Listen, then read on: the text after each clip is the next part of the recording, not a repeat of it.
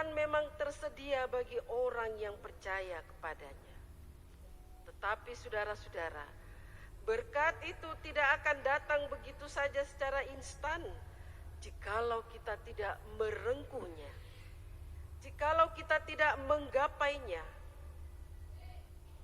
jikalau kita tidak berjuang dan kita tidak berani untuk mengambilnya. Berkat itu harus digapai dan diperjuangkan. Ini juga yang menjadi sorotan tema secara sinodal, merengkuh kasih Allah, mengubah kehidupan.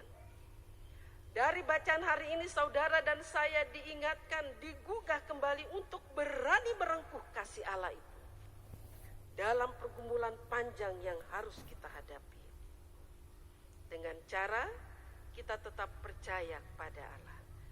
Yang kedua, perjuangan hidup kita bukan hanya secara fisik.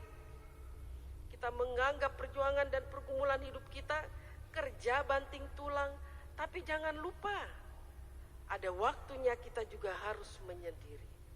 Ada waktu di mana kita juga harus bergumul secara non-fisik, secara rohani bersama dengan Allah. Kita bergumul bukan saja secara fisik, tetapi juga dengan batin. Lalu Allah memulihkan hidup kita menjadi baru. Saudara-saudara tidak perlu takut dan gentar. Seberat apapun pergumulan yang saat ini tengah kita hadapi, seberat apapun kegagalan yang pernah atau bahkan saat ini tengah kita lampaui, Allah sanggup memulihkan hidup kita menjadi baru. Kalau Yakub sendiri dipulihkan, saudara juga. Tidak peduli masa lalu kita yang kelam dan pekat. Tidak peduli apa kata omongan orang, tidak peduli beratnya kegagalan kita. Karena di tangan Tuhan yang ajaib itu, kita akan sanggup dipulihkan. Hidup kita dibaharui, sama seperti terang matahari.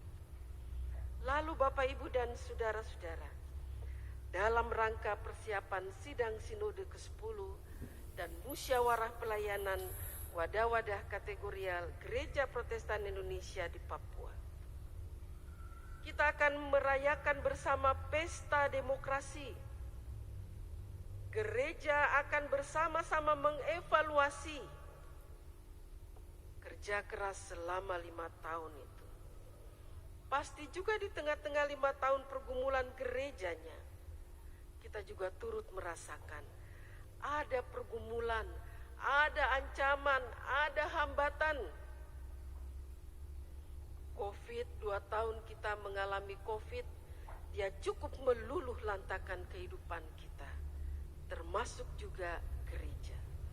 Tapi kita bersyukur kalau gereja masih terus berdiri dan kokoh, sekalipun banyak kurang-kurangnya. Karena apa Bapak Ibu dan saudara-saudara?